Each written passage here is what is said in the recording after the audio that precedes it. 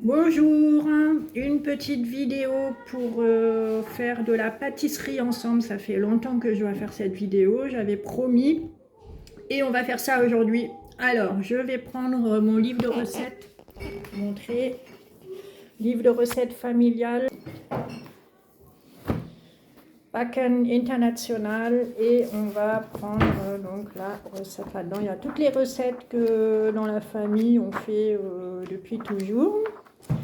Voilà. Alors, voilà ce que ça va donner, normalement. Sans les petits raisins dedans, je ne vais pas mettre. Voilà. Je vais aussi doubler, moi, dans ma recette, les quantités, parce qu'on est nombreux. Mais je vais vous dire les quantités déjà de base, pour une brioche de taille moyenne. Alors, il faut 300 g de farine. La lumière, 300 g de farine. Ensuite, il faut 25 g de levure, 50 g de sucre, 1/8 de litre de lait tout juste tiède, très important, pas trop chaud parce que même s'il est trop tiède, il va foutre en l'air la levure. Donc vraiment juste un tout petit peu, 2 jaunes d'œufs, un petit peu de sel, hein, je sais pas comment on dit, une pincée de sel, voilà. Normalement, on met un zeste de citron, mais là, j'en ai pas, je vais pas mettre. 75 g de beurre, pas de la margarine, j'aime pas de la beurre. Rhum et raisin, on a dit qu'on mettait pas. Orangeade non plus. 50 g d'amandes hachées. Un petit peu de farine pour rouler la pâte. Voilà. Et puis encore un jaune d'œuf pour dessus après pour donner une jolie couleur. Donc j'ai mis ma farine dans le récipient. Alors les quantités vont paraître plus grosses que sur la recette, c'est normal puisque j'ai doublé, j'ai tout doublé en fait les quantités. Je vais faire un petit puits au milieu, ici, comme ça. Et je vais émietter ma farine. Alors c'est ma levure, c'est de la levure boulangère comme ça, hein. Pas une autre, pas celle qui est en sachet ou je sais pas quoi, c'est de la vraie levure de boulangerie. Voilà, j'ai émietté ma levure, hein, et je vais venir mettre un petit peu de sucre là que j'ai mis. C'est mon sucre que j'ai pesé pour la pâte. Hop hop. Le reste je vais mettre autour déjà. Comme ça. Voilà. Donc sucre et un petit peu de lait, pas beaucoup. Et alors je redis, donc le lait tout juste tiède, pas trop chaud, parce que si le lait est trop chaud, ça va venir tuer les ferments, les organismes vivants qui sont dans la levure. Donc ça, il faut faire très gaffe. Donc je mets un petit peu de lait, pas tout. Hein, il en reste là, c'est au pif. Hein.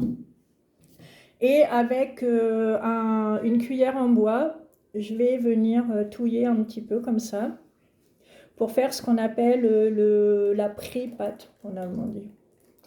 Vorteig, je ne sais pas comment on dit en français. Voilà, c'est pas très ragoûtant. On touille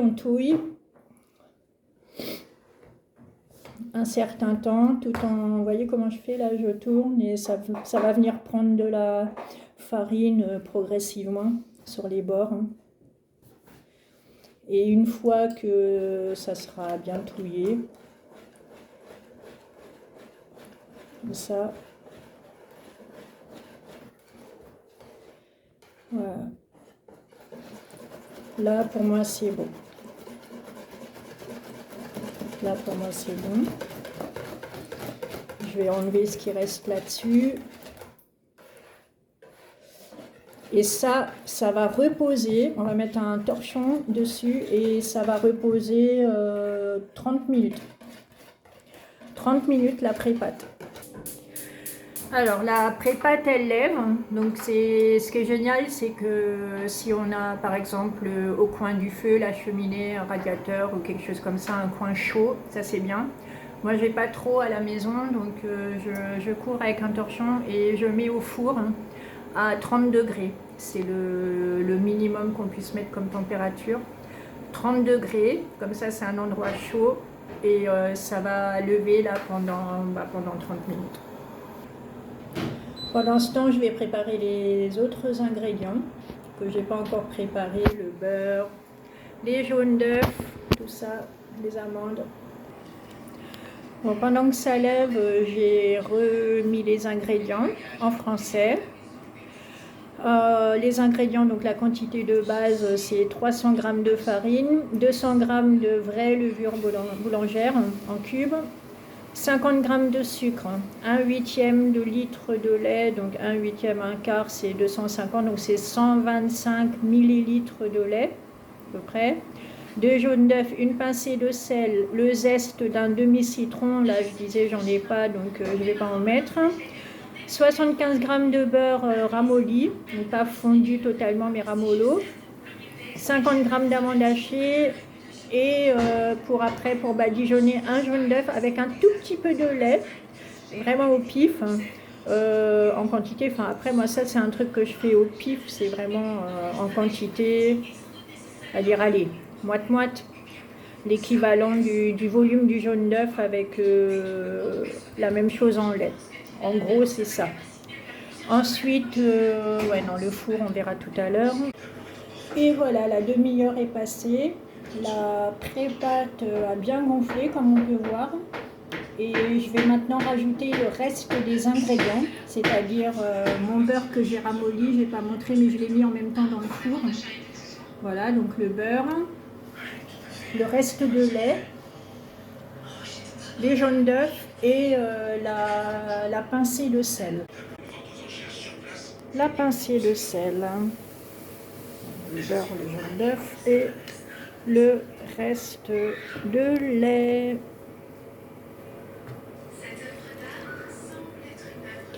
Voilà. J'ai mis tous mes ingrédients et maintenant on va pétrir la pâte. Je vais pétrir tout ça. C'est la partie un peu dégueu. J'aurais dû enlever ma bague.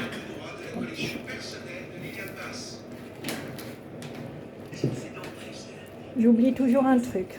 J'ai oublié d'enlever ma bague.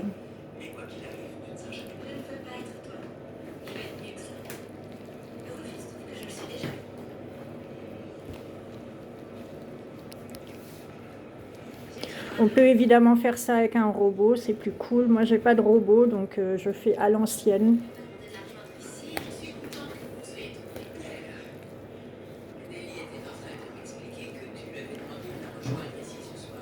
Tu veux pas prendre une assiette, Sacha? Ce serait plus propre, non? Sacha a fait des crêpes. C'est ça qu'on entend le bruit derrière, parce qu'il y a toujours une série en même temps. Voilà. Je vais mettre la vidéo en pause, parce que vous avez compris le principe.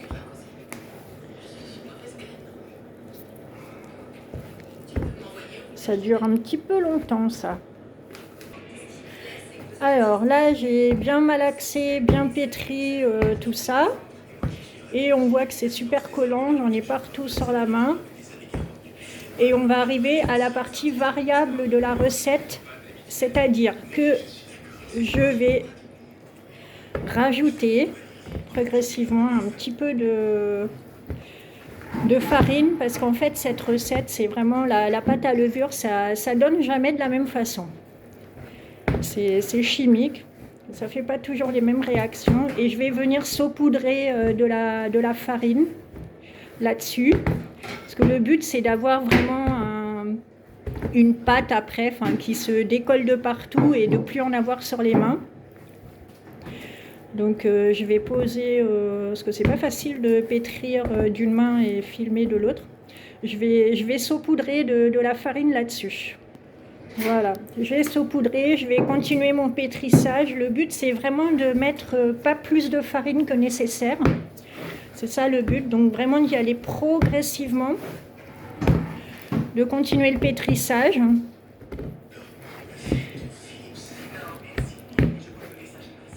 Voilà, je vais continuer. Je vais voir ce que ça donne. Et selon, là, je pense que je vais faire un deuxième saupoudrage, mais je vais d'abord malaxer un petit peu.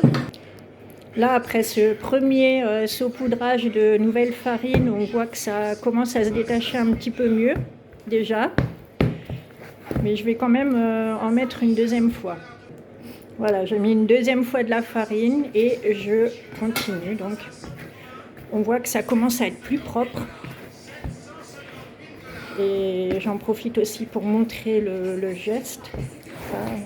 On va de l'extérieur vers l'intérieur. Et on appuie.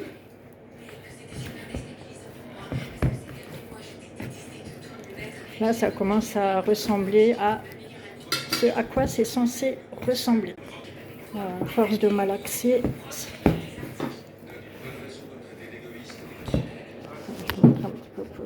Vraiment pas évident hein, de filmer d'une main. Je veux montrer le geste vraiment. Là, c'est encore un chouïa collant, mais beaucoup moins que tout à l'heure. J'en ai quasiment plus sur les doigts. Et j'aurais pas mis trop de farine parce que le truc, si on met trop de farine, bah, ça va être tout sec.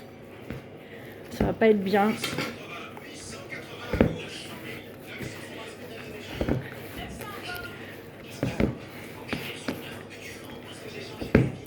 Alors, je pense que vous avez compris le geste. Hein. Hop. De toute façon, après, on va remettre un peu de farine aussi pour quand ça sera le moment d'étaler la pâte.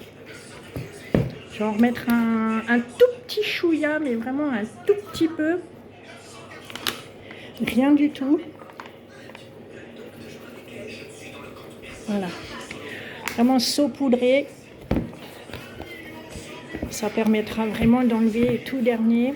Et après, on pourra commencer. Il faut savoir que plus on malaxe, et plus ça va être bien. C'est le moment de, si vous êtes en colère, de prendre la pâte et de la jeter. Sacha, elle a peur. Non mais faut la faire monter.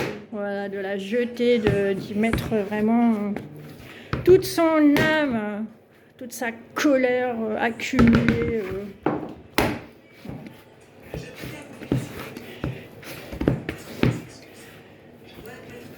Voilà. Bon, on fait ça le temps qu'on juge nécessaire, mais quand même, il faut prendre son temps. Prendre son temps. Voilà, j'ai pétri, j'ai plus rien sur les mains, quasiment plus rien. Il faut les laver évidemment, hein, mais et ma pâte elle ressemble à ça. Et maintenant elle va lever au four, donc je vais mettre de nouveau au four avec un torchon dessus à 30 degrés. Combien de temps?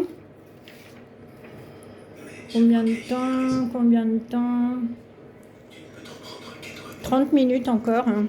Voilà. Il y a un truc que j'ai oublié de dire, en fait, on sait aussi que la pâte, elle est bien pétrie quand ça commence à faire des bulles dedans. Ça commence à faire des bulles, ça veut dire que c'est bon. Enfin, on le sent quand on pétrit, ça fait des petites bulles d'air qui explosent dedans. Voilà, ma pâte, elle est dans le four à 30 degrés. Donc, on va laisser passer une demi-heure. 30 minutes et pendant ce temps-là, on va manger les petites crêpes. Et nous y voilà. J'ai laissé passer une demi-heure, j'aurais pu laisser passer plus, mais j'ai la flemme.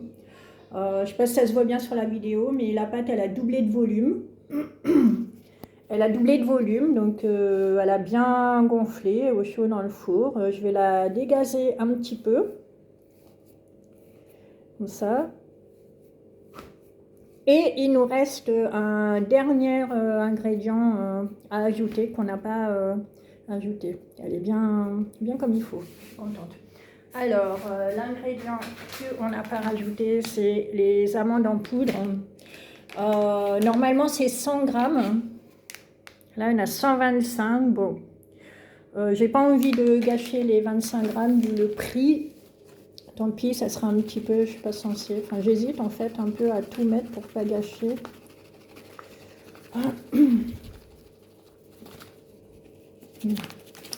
Ça fait quand même beaucoup d'amandes. Bon, moi j'aime bien les amandes, voilà. J'ai pas envie de gâcher. Voilà, j'ai tout mis.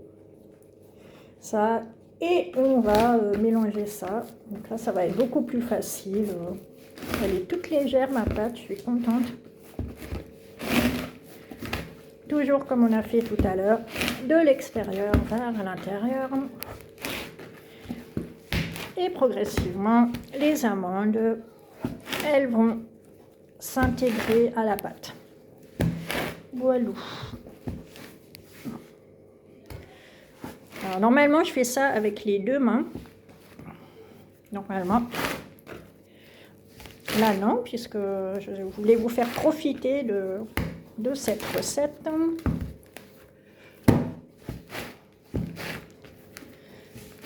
Bon. Alors, je vais poser un peu le téléphone pour faire avec les deux mains, comme ça ira un peu plus vite. Voilà, j'ai fait mon petit malaxage avec les amandes, ça c'est fait. Alors maintenant, il y a deux possibilités pour ceux qui sont pas trop pâtisserie. On peut former une boule et le mettre au four comme ça.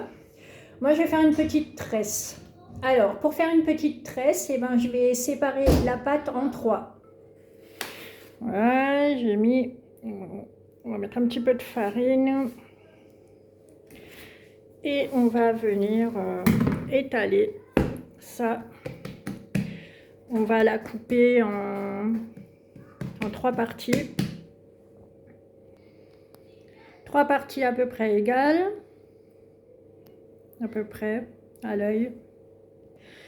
Et on va venir faire trois petits boudins. Alors comme je dis, ça c'est la partie, c'est pas obligatoire. On peut très bien faire une boule aplatie un petit peu comme un pain, la même forme qu'un pain. Hein. C'est pas obligé là de faire une tresse. Voilà donc, j'ai fait mes trois boudins. Alors c'est pas esthétique. Hein. Moi quand je fais de la pâtisserie, c'est bon, mais c'est jamais esthétique. Donc il y a trois boudins et je vais venir les placer pour faire ma tresse. Alors si vous savez pas faire une tresse, regardez sur YouTube ou je sais pas quoi, mais je vais faire ma tresse.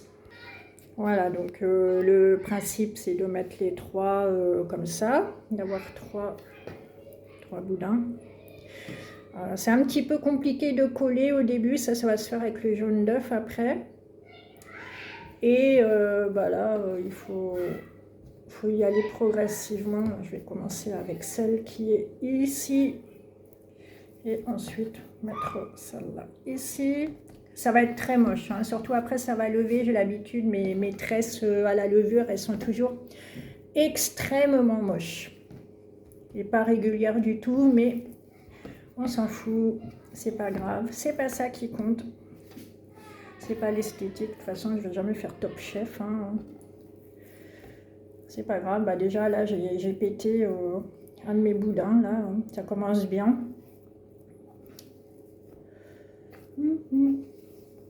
Puis j'ai mis beaucoup d'amandes, donc je pense que ça va jouer aussi sur la tenue finale. J'ai mis plus d'amandes que nécessaire, c'est pas grave. Voilà, hop, et hop, moi je vais la mettre en forme un petit peu. Essayer de faire en sorte qu'elle soit à peu près régulière, ça va, et pas trop moche encore. Hop. Voilà. Et puis alors là, j'ai fait ma petite connerie parce que maintenant il va falloir que je la mette sur la planche pâtisserie que j'ai fait la connerie de ne pas sortir du four, qui est donc chaude. Bon, ok, il y a tout qui va bien aujourd'hui. Bon, c'est pas grave. De toute façon, là, elle est prête. Hein. Avant de la badigeonner, on va la laisser lever encore une fois. Ouais, je sais, la pâte à levure, la pâte à vraie levure, c'est un peu long. Mais le résultat est sympa. Bon, en même temps, en tout, ça fait 1h20 de levage, ça va. On va la laisser reposer encore pendant 20 minutes. Et quand elle aura, là, je vais en profiter pour sortir du four la grille que j'ai oublié de sortir. Elle est là, donc elle est chaude. Je vais la refroidir un peu comme ça tout à l'heure quand je mets la tresse au four. Je fais ça en dernière minute. Donc je la laisse lever pendant 20 minutes. Ça va être le moment aussi va falloir préchauffer le four.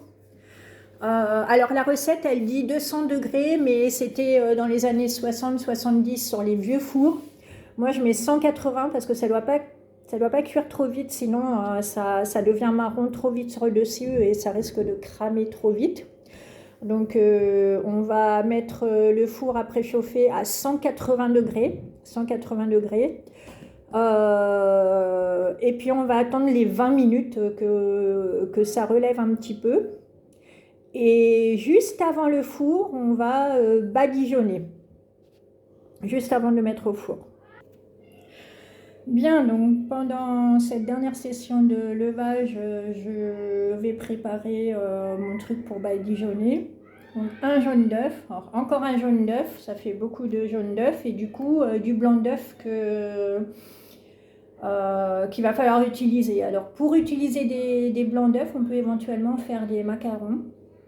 Il y a des recettes comme ça. Blanc d'œuf sucre, noisette ou blanc d'œuf sucre, amande, ça je peux éventuellement vous trouver ça aussi, ou avec de la noix de coco aussi. Il y a plusieurs recettes comme ça où on peut utiliser que les blancs d'œuf. Donc là j'ai mon jaune et je vais venir mettre un petit peu de lait, pas beaucoup. J'ai dit tout à l'heure en volume, au pifomètre à peu près l'équivalent du jaune d'œuf. Ça c'est vraiment au pif quoi. Le truc, c'est de le mélanger.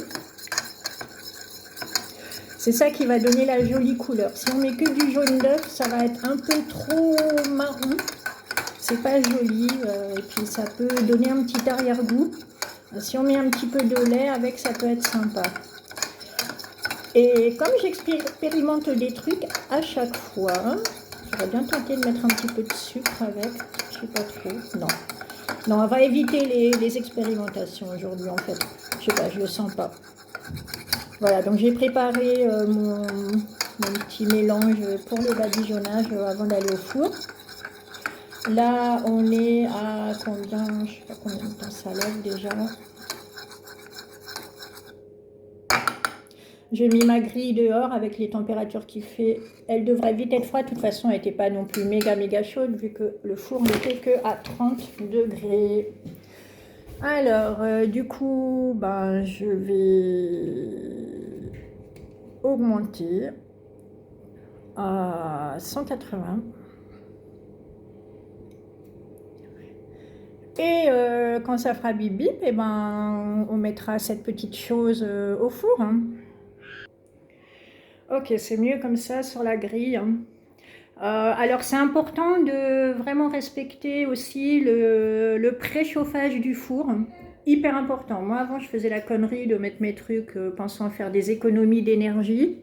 Je mettais ça tout de suite au four mais c'est pas bon du tout parce qu'en pâtisserie, le fait de mettre à une certaine température ça provoque une réaction chimique qui est indispensable sinon c'est pas comme ça devrait être. Donc là j'attends vraiment que le four soit à 180 degrés. Déjà, j'ai baissé un petit peu la température par rapport à ce que dit la recette, parce que ça dépend vraiment de votre four. Au niveau du temps de cuisson, c'est 35 minutes dans la recette. Donc moi, je regarde, je laisse passer les 35 minutes et ensuite, je regarde commencer. On ne peut pas trop vérifier comme avec un gâteau, par exemple un 4 quarts ou quelque chose comme ça, on peut mettre un couteau dedans pour voir s'il ressort sec. Avec une pâte à levure, c'est pas trop possible. Donc, ouais, c'est vraiment au pif après. Enfin, c'est pas au pif, mais c'est au feeling. Et j'ai encore jamais eu une brioche qui n'était pas cuite à l'intérieur. Hein, et 35 minutes en général. J'ai plutôt tendance à stresser un peu parce que ça devient marron assez vite sur le dessus et j'ai un peu peur que ça crame à l'intérieur, mais ça s'est pas arrivé non plus. Alors, autre chose aussi, ouais. La recette que je vous donne là, c'est une recette de brioche allemande. Et au niveau de la texture, c'est un petit peu plus, comment dire, pas dur, mais un peu plus compact que ce que vous avez peut-être l'habitude de manger, la brioche très aérienne. Mais c'est pas moins bon. C'est vraiment un petit peu à mi-chemin entre la brioche et le pain. Voilà, donc ça je vous dis quand même pour que vous ne soyez pas surpris. Et ça se conserve très très bien pendant quelques jours. Il faut juste le mettre dans un alu et voilà, mais on peut vraiment le garder un certain temps, il n'y a aucun problème, mais en général, enfin chez nous, elle disparaît assez vite. Là, je sais que je vais la sortir du four et bon là, ils ont goûté les mômes, mais ils me demandent de goûter et en général, la moitié, elle est déjà partie, quoi. Déjà demain, avec le petit déjeuner, à mon avis, ça va bien diminuer. Bon là, ça fait 15 minutes, je vais faire ma mauvaise élève, mais j'en ai marre d'attendre en fait. J'ai encore plein de trucs à faire ce soir, donc je vais commencer mon badigeonnage. Bon ça, on va en mettre partout.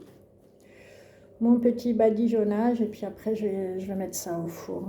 Voilà, donc hop, on fait comme ça. On en met partout, on n'oublie pas les coins et puis surtout les extrémités, c'est important pour bien coller les bouts, des 3 boudins de pâte. Voilà.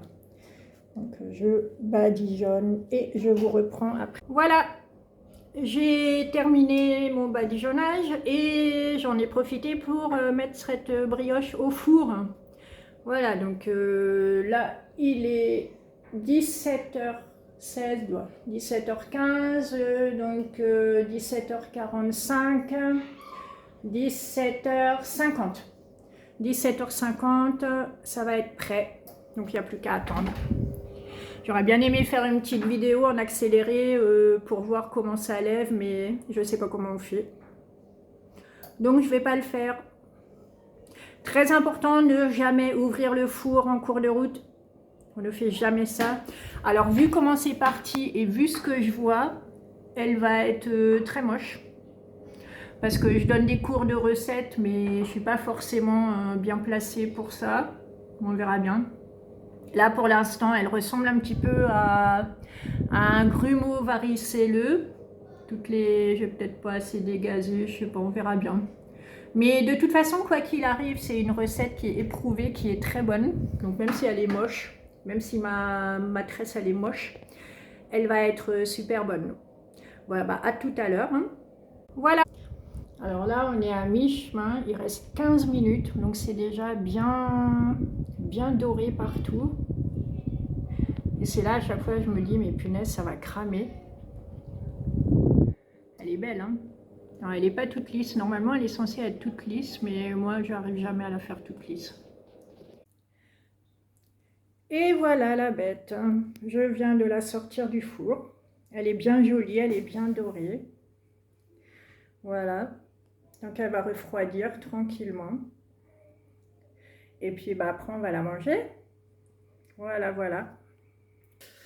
Et ben voilà, ça c'est fait pour aujourd'hui. Ça faisait longtemps que je devais faire cette petite vidéo et ben, j'espère qu'elle vous a plu. Elle est un peu longue, mais au moins j'ai donné tous mes petits trucs pour réussir de la pâte à levure pour faire de la brioche. Voilà. Ça c'est un truc que j'adore faire. Hein. Je le fais régulièrement, pas tous les mois, mais voilà, régulièrement quand même. Voilà, bah, je fais des gros bisous à tout le monde et puis bah, vous me direz si vous avez essayé la recette et ce que vous en pensez. À bientôt. Ciao, ciao. J'ai oublié le plus important. Comment on la mange cette brioche? Alors évidemment, on peut la couper en tranches et la manger nature. Mais nous, ce qu'on fait à la maison, c'est que on la mange coupée en tranches avec une petite couche de beurre demi-sel évidemment, et puis un peu de confiture, ça c'est top. En Allemagne, on fait aussi ce qu'on appelle du fromage d'œuf. C'est une espèce de... imaginez qu'on fait une préparation comme pour une omelette, et on la fait cuire au bain-marie et on la fait refroidir dans un ustensile exprès qui ressemble à une faisselle en fait, donc un pot avec plein de petits trous. On met ça au frigo et ensuite on coupe ça en tranches, donc ça fait comme si on mangeait de l'omelette froide en tranches, c'est super bon. Mais bon, ça c'est peut-être un peu trop exotique. En tout cas, si vous voulez déjà vous régaler, comme je le disais, donc coupé en tranches et beurre salé et confiture, ou beurre pas salé si vous n'aimez pas. Ça c'est tip top. Voilà, maintenant j'ai fini. Je vous laisse tranquille. Bye bye.